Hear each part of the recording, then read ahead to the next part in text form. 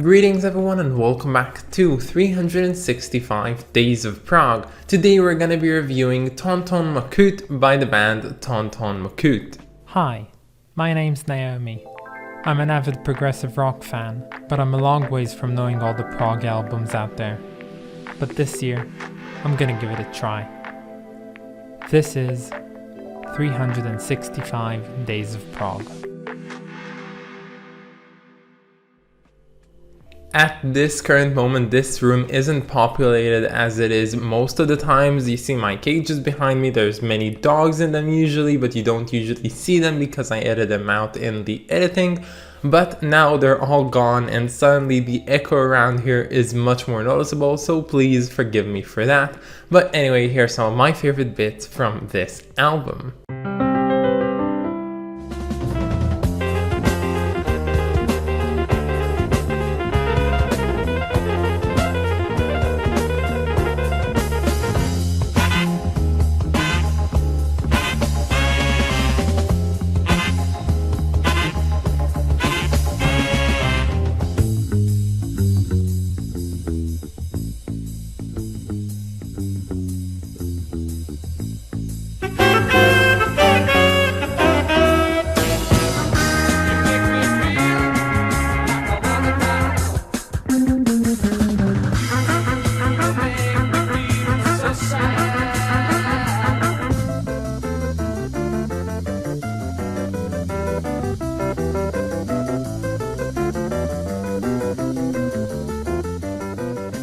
So, Tonton Macoute stand in the trilogy of the 3 episodes in which we were reviewing bands which had a small discography of 1 or 2 albums. Of course, the other 2 bands are Macoute and 2066 and Then, but unlike these 2 bands, Tonton Macoute actually had a pretty long lifespan. They actually formed in 1971 and disbanded in 1982, but as it happens, they only released 1 debut album, self-titled album, in 1971. And this is the album we're reviewing today, a pretty obscure pick if you ask me, and if any of you know this album, then you're definitely knees deep into the prog world. And this album is considered to be a jazz rock fusion album, and I would have to say that all of that exists on this album, but in various different ways. So there's a tendency to the music on here to sometimes lean more towards jazz and more towards rock in a very heavy way, so it's not that balanced. It's usually going in both directions. I'd say that other than the first track, which really seems to balance the two, most songs can be defined as either being very jazzy or very rocky. And talking about the fusion, this incorporates a lot of different types of genres in music, like classical music, psychedelia, and even a lot of blues without hesitation. Now, I would say that this album has its ups and downs and it goes in many different directions, but if there's one thing that ties everything together, has to be the player Dave Nowells on here. He plays the wind instrument, so for example he plays the flute, the saxophone, and even the clarinet,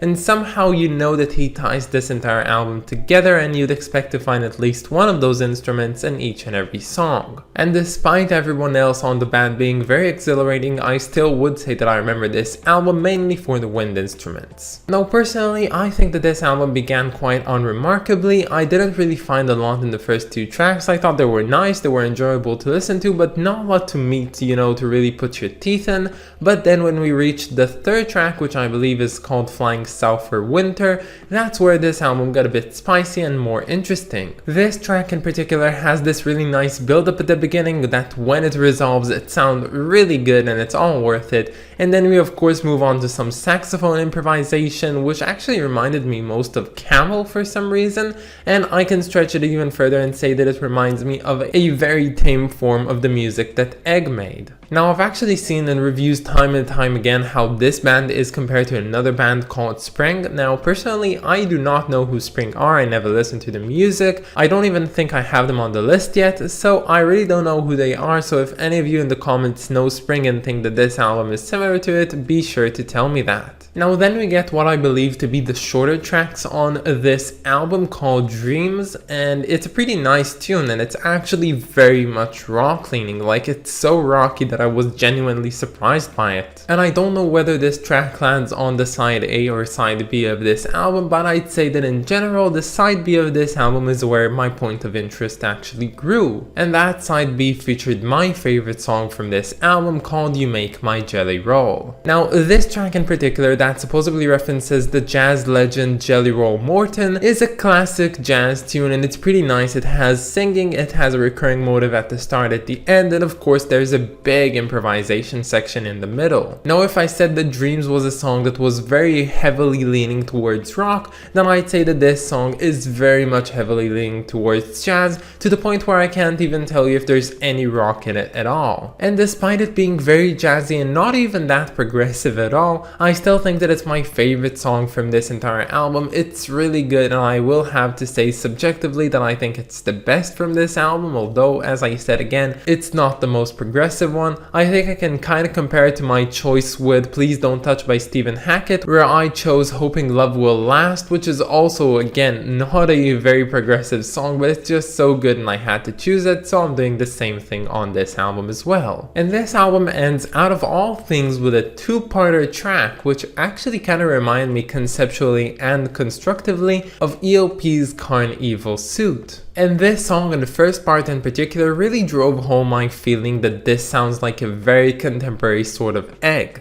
Now, if you don't know that Egg are a band, most of my sentences saying Egg sound really odd, so you should know that Egg are a band and you should totally go ahead and check him out. But honestly, I really don't see the possibility of someone knowing Tonton Macoute but just not knowing Egg. But yeah, some of the tracks here are a bit rough, as you can tell by the recording. Some of them sound like they were recorded live, but honestly, I really like the aesthetic that this album has. I think it could have been better in many different ways. It's always striving to do the best, but it doesn't really quite reach there, and I think it's pretty nice and it's pretty understandable seeing that this album was made in 1971 and the world of jazz rock fusion was yet to be really established. Tonton Macoute aren't a band like Mahavishnu Orchestra or Nucleus or the later Soft Machine, but they're definitely something great which made it all start from somewhere, and all in all I'm really happy that I got to know them.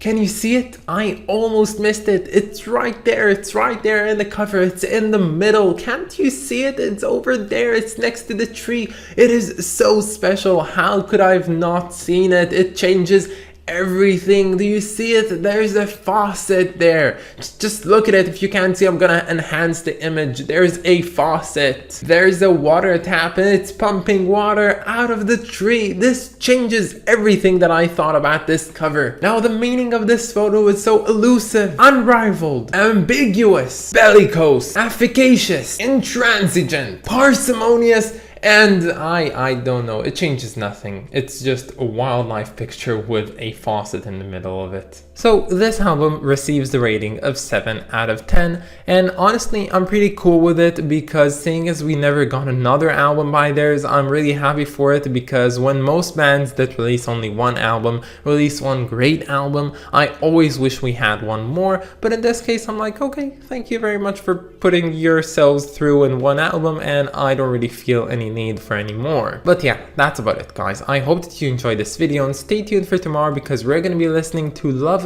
Fear and the Time Machine by Riverside. I of course want to thank my lovely supporter over on Patreon, so thank you so much to Clay Wallen. You are the best, and if any of you want to support me over on Patreon, you can find the link down in the description or in my about page. But that's about it guys. Have a wonderful day and I'll catch you all tomorrow.